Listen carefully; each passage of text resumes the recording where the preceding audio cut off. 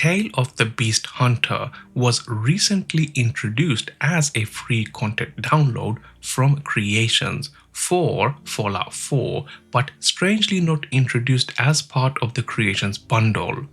In this guide, I am going to show you a 100% walkthrough of this content so that you can decide if you want to download it for yourself or not.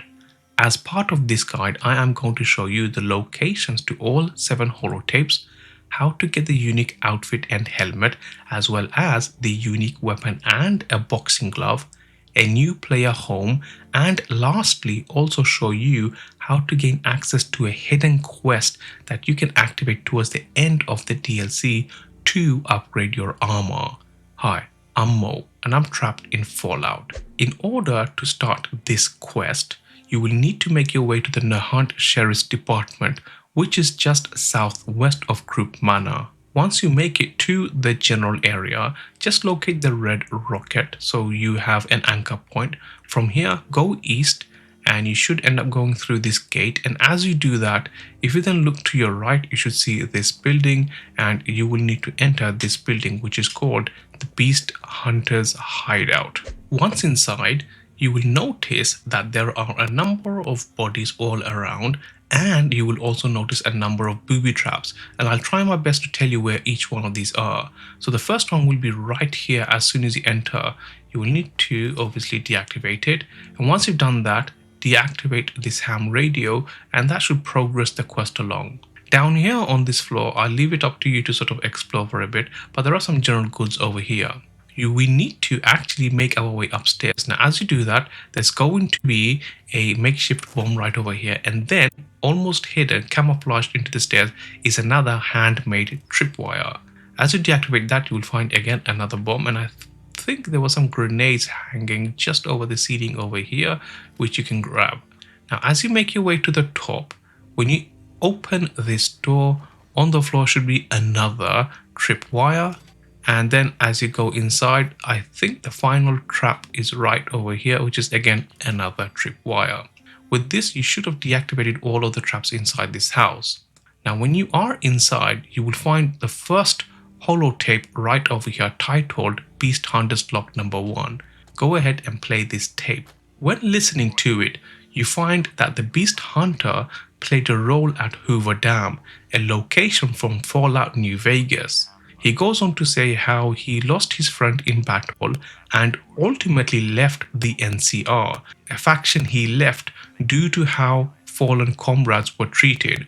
After you've listened to the holotape, you can now access this terminal over here that will be locked with a novice lock. Once you have unlocked the terminal, you can go and read these logs, but what I will do is open the safe, or rather unlock the safe, and once I do that, to the left of here, you will find the safe itself, and inside you will find a copy of the Nahant sewer blueprints, and you will find a sewer key. You can also grab this arrest warrant to learn a little bit more about what actually happened here. With this, we will now need to exit the building, and we will need to make our way to the sewer.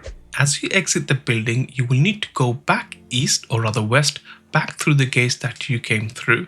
And as you do that, almost make your way back to the red rocket, and when you see it, from here you need to head south down this sort of alleyway almost, and you should find the entrance to the sewer. You should be able to use the key to get inside. As soon as you enter the sewer, you should see a barrel right in front of you, and if you just hover over the barrel, you should find the second log entry. When listening to it, it reveals how the Beast Hunter decided to move closer to DC, a location from Fallout 3, and how he kept going east. As you continue to explore the area, you will also find some other goodies such as stimpaks, weapons, and ammo, but something that may help you a little bit later on is this disabled police protectron that you can try to enable as long as you have relevant skills. So my character currently has a high luck, so I can use this luck to activate this protectron. After activating the protectron, we will now head through this tunnel over here,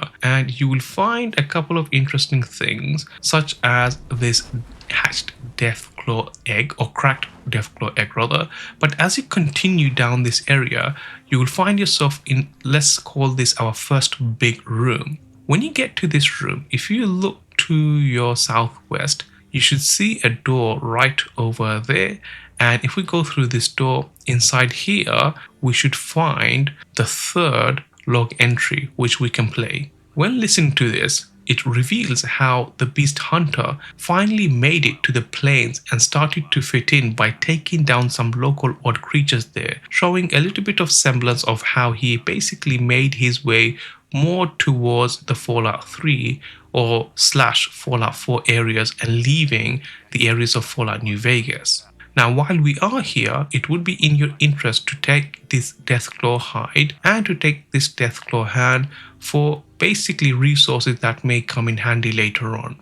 After this, we can now go back out into this larger area, and if you hug the wall on the left, you can use these pipes to sort of go across to the other side. And once on the other side over here, you will find some steam packs, you will find a buff out, and you'll find some psycho that could actually be a handy a little bit moment later in this DLC. But with that, let's jump back down and let's go through this pipe over here on the north. And as we do that, we will now come to what I'm going to refer to as the second large area. Now, as you come to this area, you will find a number of NPCs. Make sure to search them, as chances are they will have things like stim packs and ammos, which will probably become handy a little bit later. But for now, we're going to carry on up these stairs, and this is the way we should actually go. But instead of going that way, I'm going to continue going down this set of stairs to find the fourth holotape. Listening to this entry reveals how the Beast Hunter got his name. The Beast Hunter also mentions how he was tasked to go out and take out a creature called Martha, who turned out to be a 8-foot tall Yogwai. He goes on to say how during the fight he damaged his helmet, which we will look at a little bit later, and it also goes on to say how he got his hands on the Lucky 38 club jacket, again something we will get in due course. Now, once you have got the holotape, you can now carry on down this tunnel over here and simply make your way towards the end. And as you do that, you should eventually come to another area, or rather a door that will be locked with a terminal, and we'll open this door in a moment. This is the door that we will need to go down eventually, and that's where we're going to have let's just call it an epic moment. But before we do that, let's carry on down this tunnel and explore a little bit more. As you do that, you should see another door that you can simply open, and when you do that, you will come to this section where half of it is actually flooded. Now, there aren't any holotapes or anything like that, but feel free to explore this area. We instead will take this path over here and go up, and as we do that, if you look to your left, you should come to a security gate. If you open this security gate and then look to your left again, you will find a terminal. And if you go into this terminal and then select the unlock water intake hole, this will actually unlock that door that was previously locked with a requires terminal unlock. Now in here, you will find again more ammo and more weapons for you to use. But instead of us going back to that door that we've just unlocked, we're going to carry on going north up the slope, and we're going to open this door over here. And as we do that and enter, we should find another holotape that should be just over here, the fifth one to be specific. So let's have a listen to this as well.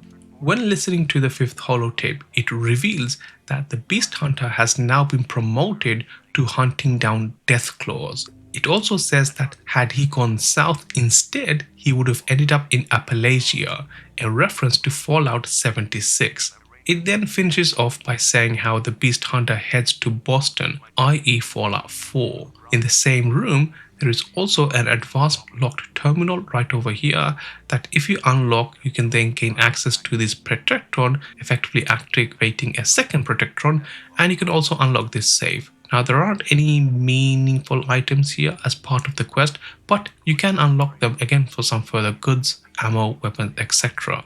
Now, with this all done, we're going to go back down the slope, back to where that door was that was originally locked. So I'm just going to make my way back to that door right now. Now, as we enter this door and as you start to explore, so the moment we enter, we'll take the left and we'll go up through this gate over here, or rather let's actually go down the center because I think we'll be meeting with a interesting appearance. The beast hunter himself will actually address you, and he will ask you that he's about to introduce you to his friend right over here.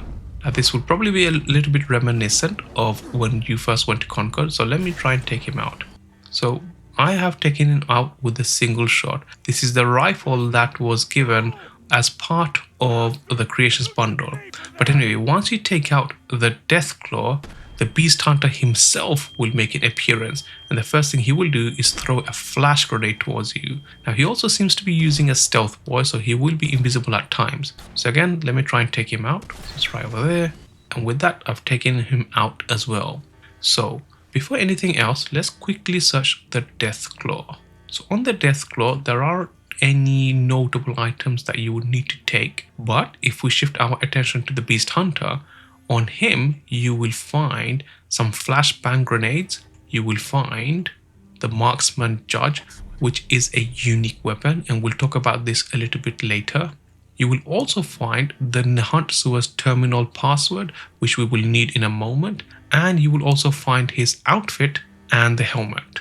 After taking out the Beast Hunter, go northwest into this tunnel and you will arrive in what I think is the Beast Hunter's lair. Now something to note here, you will see there's a huge pipe with a hatch, but it will require a terminal to open, and we'll come here in just a moment. Now before going to the terminal, if we look around, you should see this table with this log entry. Now let's play this log entry. Now while this log entry is playing, just a quick note. I found what I think is a bit of a bug over here. When you pick up this log entry, you need to let the log entry play entirely, otherwise the next bit of this quest doesn't seem to work. Anyway, while that's playing, let me give you a little bit of a history of what's actually being played here. In short, this reveals how the Beast Hunter finally arrived in Boston, so in Fallout 4, and when he arrived, he found that Boston was populated by the Brotherhood of Steel, so he had to maintain a low profile due to his history with the NCR and because of the friction between the Brotherhood of Steel and the NCR. Anyway, it then goes on to say how he found a hidden place within Boston, but he wasn't able to occupy it because of a Deathclaw nest that sit just above it. Now for him, given his history with Deathclaws, it wasn't particularly a big problem, so he decided to take it anyway. It also goes on to say how he learned of a legend who basically tamed a Deathclaw, and he decided to take his chance. So just outside, the Deathclaw that we just beat up, called Bessie, was actually a Deathclaw that he tamed and he raised pretty much from a hatchling. Anyway, with that, now the holotape has finished playing, we will now access the terminal over here, and then we will lift the plant system emergency lockdown. And with that, if you open this hatch over here, then you should be able to enter and open this gate over here. Now close the hatch again, and let's go back to the terminal, and again lift the emergency. And when you open the hatch, this should have cleared up all the debris. Now, if this place is still not clear, remember that bug I was talking to you about? If this is still populated with like a skeleton or whatever, then just close it, and it's going to sound a bit silly, but I found just going for a little bit of a walk and then coming back actually clears the whole area up. Now with that, you should now be able to just go through straight into the Beast Hunter's hideout. Now, as soon as you enter the Beast Hunter's hideout, which is you just follow the right hand side, so any entrance to these tunnels, just follow on the right hand side. Eventually, you will find your way at the Beast Hunter's hideout, which is right over here. And as you enter the Beast Hunter's hideout, this should automatically complete the Home Away from Home quest line. Now, there's a couple of neat things here. First and foremost, you will actually find the 7th and last log entry. When listening to it, it reveals how the Beast Hunter felt at home in Boston. It goes on to say how he felt happy with Bessie and how he went to basically booby trap his entire home for any unsuspecting visitors. And lastly, the Beast Hunter reveals his name, Troy Morton of the NCR Rangers. Now, with this done, this is actually the player home called The Bar, and you can see that it is very much inspired from New Vegas look. Now there's a couple of interesting things here that you want to take. probably starting with this one, a copy of Guns and Bullets. There is also a copy of the Wasteland Survival Guide, which when picked up, this particular one will decrease the amount of damage you take from insects by 5%. You will also find what it doesn't appear to be a unique weapon, but you will find a boxing glove here as well that you can use as a weapon. After picking up the boxing glove, if you now go through this entrance over here towards the back of this player home, the first thing of note is this flashbang grenades recipe. With this, you will now be able to craft your own flashbang grenades. You will also find, interestingly, a workshop, and when accessing this workshop, you will now be able to use this as a player home. So you'll be able to pretty much build whatever you want over here. So for instance, if I just build that just for sort of show and tell. Additionally, if you now exit, you will also find a Deathclaw jaw that will become important a little bit later, but we'll hold on to that for now. And lastly, remember that hidden quest. You need to pick up this map of the Commonwealth. Now, confusingly, when you pick it up, it's actually called the Beast Hunter's Note. And when reading this, this will place a marker on your map to a mythic legendary Deathclaw that you will need to take out. So let's do that right now. And hey, if you made it this far into the guide, then please do consider liking this guide, as that really helps the channel out and it lets me know whether you're actually enjoying the content or not. Also, use the comment section of this guide to let me know of what you found to be, let's just say, the most interesting or most useful to you as part of the recent creations bundle for Fallout 4's 10th year anniversary. Once you actually read the note, it will instruct you to visit this place here called the Decayed Reactor site, which is actually located in the Glowing Sea and is located on the very bottom left hand corner of the map. Now once you make it here, again, this is going to be a no joke, no nonsense monster, and he will take you out if you're not prepared. Now I happen to be using the weapon that's very powerful actually. I'm going to take him out. Now in my instance, he also happened to be accompanied by a second Deathclaw. So do be prepared to take on two, not just one. The normal one doesn't really have anything on it. I call it a normal one. That's certainly not a normal one. But if we see the legendary one, first of all, because it's legendary, you will find some random legendary item. But the bit we are after is the mythic Deathclaw hide. You can use this Deathclaw hide to augment your armor, and that's exactly what we're going to look at right now. When looking at the two particular armors, so you've got the helmet and you've got the outfit. Let's start with the helmet first. You can change the lens on the outfit itself. You can either go with the night vision's lens, and let's quickly see what that looks like. That basically, whilst wearing the helmet, if you go into sneak mode, it activates night vision, which is pretty cool. But I personally prefer the thermal vision, as that seems to work better across both day and night. So if I equip the thermal vision and quickly use that on all the dogs that I've rescued as part of my previous guide, you can see that it highlights them quite nicely, including Cosworth, that's right at the back, who I didn't notice in the first instance. So that's pretty good as well. If we go back and have a look at the other options, you can also now attach the jaw that we picked up from the armor workbench within the player home, and this simply increases the charisma of this helmet whilst wearing it. Now let's shift our focus to the outfit. First of all, you have the standard modifications that you can apply, such as pocketed or dense or biocom mesh, anything that sort of helps you to go along with your playthroughs. If you go into standard, you can also attach a bandolier, which does two things in this instance. It will increase their carrying capacity and it will grant you the Wasteland Whisperer perk if you don't already have it. And lastly, there's also a no glove mod, which when equipped actually allow you to do any hand combat based damage that is otherwise unavailable. Typically it adds electrified knuckles for any electric damage or the ability to stun an enemy.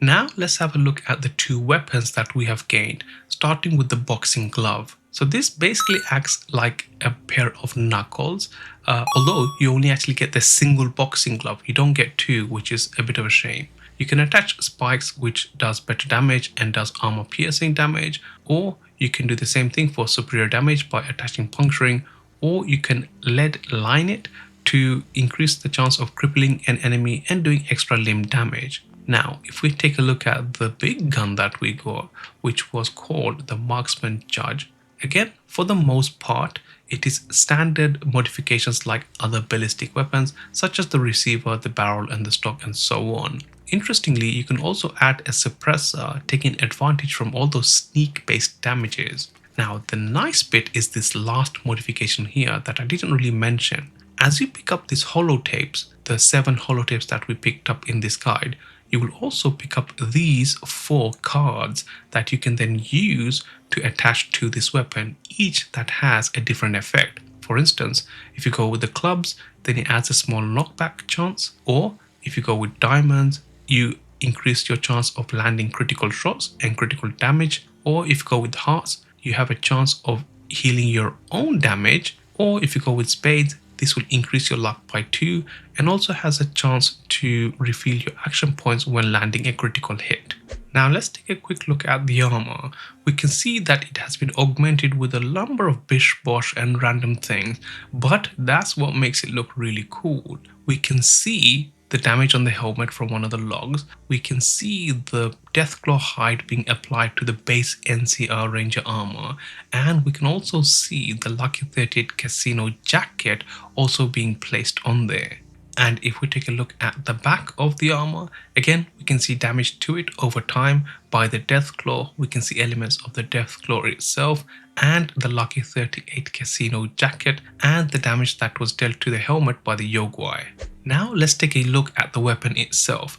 It has a unique effect where it does escalating bonus damage when landing headshots, and it has a 4-second timer window. As long as you're dealing headshot damages, then the amount of damage this weapon does actually increases, making this potentially a very OP weapon. With that, let's take this weapon for a spin and let's see what it sort of looks like. So I'm going to go straight into sneak mode so that it activates my thermal vision, and I'm going to start taking out some of these creatures. So you can see that was relatively quite simple, and I just took out a gunner over there, and I believe there's another one around here somewhere. I don't know if I can shoot through here. Let me see if I can. Then you can see this actually looks very cool. This is a really good looking weapon. The armor itself is really nice as well. So for this part, I've switched to first person just to see what it looks like. And you can see it looks, again, no complaints. It does has a very good, cool look to it. The thermal vision especially, I think, personally, looks a little bit more nicer. It works very well indoors when there's a lot of light around. So if this had been night vision instead, I think I would have struggled perhaps a little bit more to sort of identify my targets. But this seems to be a little bit more, let's just say, easier. Thank you so much for making it this far into the guide, and if you enjoyed it, then please make sure to press the like button, as that really helps the channel out, and leave a comment in the comment section of this video sharing your thoughts on the video. And given that you have made it this far, click on the video you see on the screen right now, as I think you will enjoy watching this one too. Hi, I'm Mo, and I'm still trapped in Fallout.